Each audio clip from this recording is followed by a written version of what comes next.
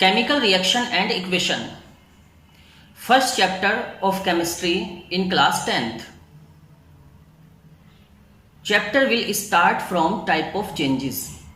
देखिए student, chemical reaction and equation 10th class का chemistry का पहला चैप्टर होता है।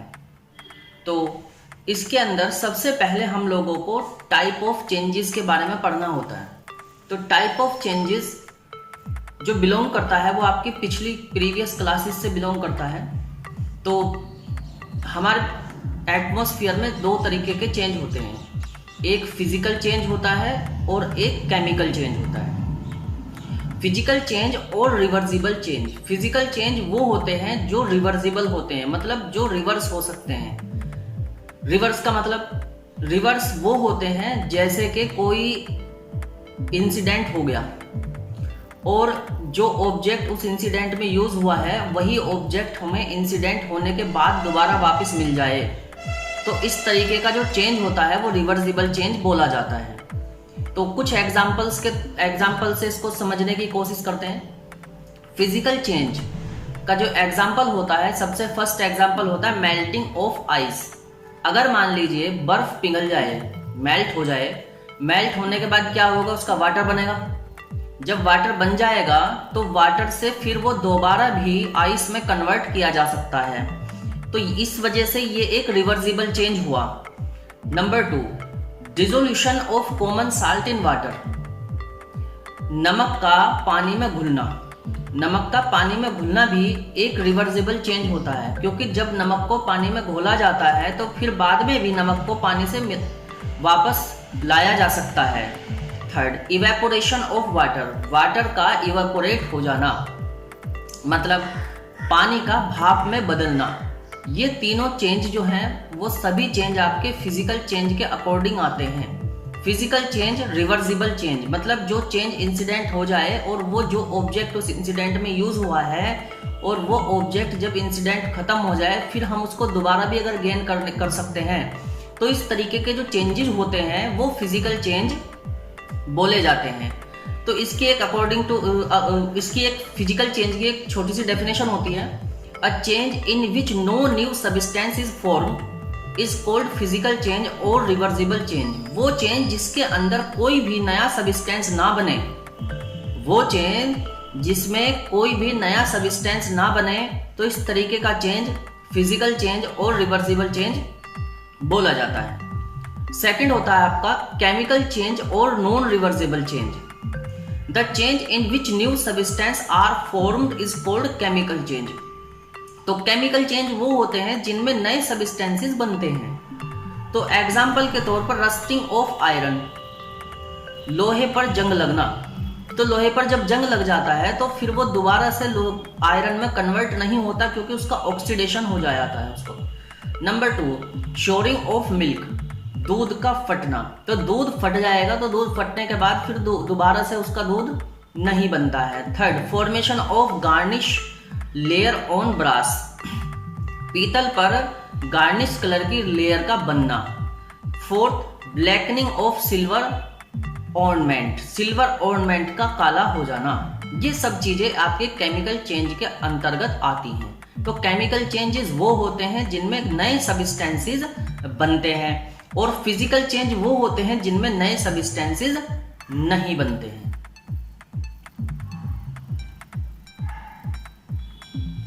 तो अब स्टूडेंट हम नेक्स्ट टॉपिक पर आते हैं, chemical equation and it's type.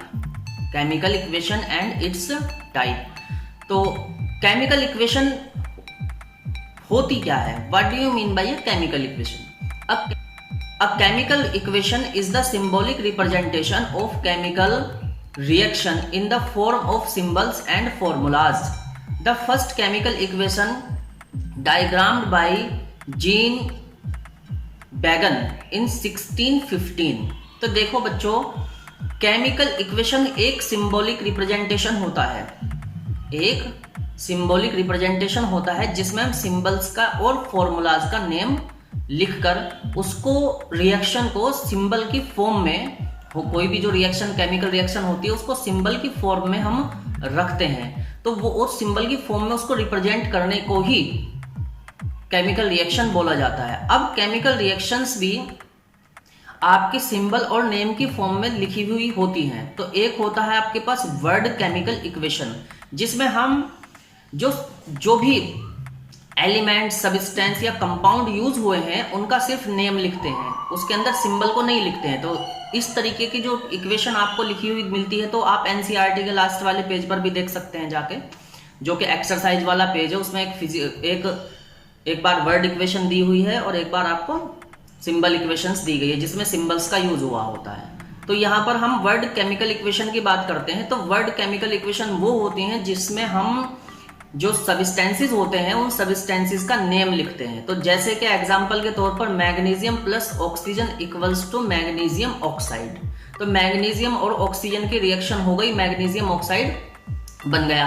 तो ये एक एग्जांपल हुआ आपका वर्ड केमिकल इक्वेशन का। अब नंबर 2, सिंबल केमिकल इक्वेशन, जिसके अंदर अब हम वर्ड की बजाय सिंबल का यूज करेंगे।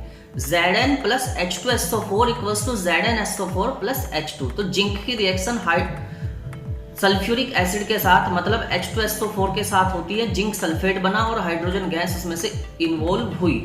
तो यहाँ पर क्या है कि जिंक और H2SO4 आपके रिएक्टेंट है, ZnSO4 प्लस H2 आपके प्रोडक्ट है। क्योंकि हमेशा किसी भी केमिकल रिएक्शन के अंदर जो रिएक्टेंट होते हैं वो लेफ्ट हैंड साइड में होते हैं, और जो प्रोडक्ट्स होते हैं जो रिएक्टेंट्स होते हैं वो आपके लेफ्ट हैंड साइड में होते हैं, और जो प्रोडक्ट होते हैं वो राइट हैंड साइड में होते हैं। स्टूडेंट्स, यहाँ पर हमने आपकी बेटर अंडरस्टैंडिंग के लिए हर एलिमेंट को अलग अलग कलर से डिनोट किया है, जिससे कि आपको समझने में प्रॉब्लम ना हो और उस एलिमेंट को काउंट करने में भी प्रॉब्लम ना आए। क्योंकि अब इसके बाद जो कैरेक्टरिस्टिक्स होते हैं कुछ केमिकल रिएक्शन के, तो अब हम केमिकल रिएक्शन के कैरेक्टरिस्टिक्स पर बात करते हैं। Some important characteristics are following of a chemical reaction. Change in temperature.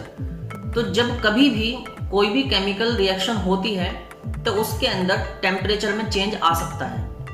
Example के तौर पर the chemical reaction between CaO and H2O rises temperature. जब हम कैल्शियम ऑक्साइड और वाटर का रिएक्शन करके देखते हैं तो उसमें हमें क्या मिलता है, CaO plus H2O equals to CaOH का whole twice plus heat.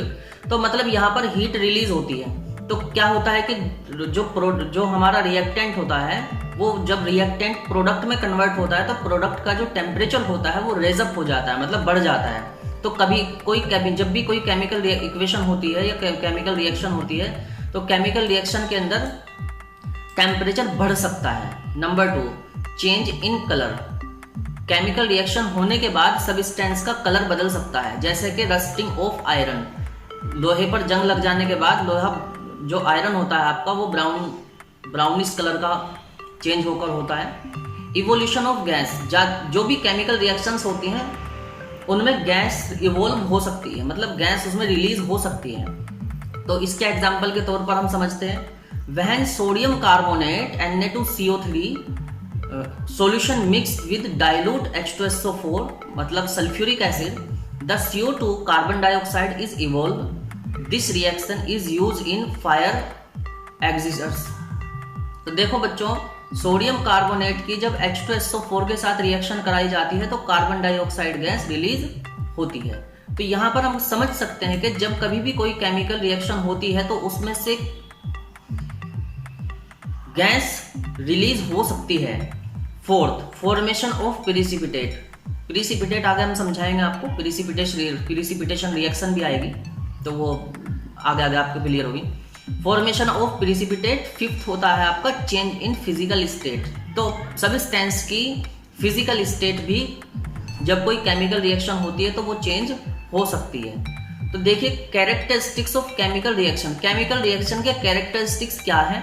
First characteristics है चेंज इन टेम्परेचर। जब कोई केमिकल रिएक्शन होती है तो उसमें के टेम्परेचर में बदलाव आ सकता है। Number 2, change in colour. उसमें सब्सटेंस के कलर में चेंज आ सकता है। Evolution of gas. Gas evolve हो सकती है। फॉर्मेशन ऑफ प्रिसिपिटेट, प्रिसिपिटेट बन सकता है, और चेंज इन फिजिकल स्टेट, और सबस्टेंस की फिजिकल स्टेट भी बदल सकती है। तो ये 5 तरीके के किसी भी केमिकल रिएक्शन के 5 आपके कैरेक्टरिस्टिक्स होते हैं।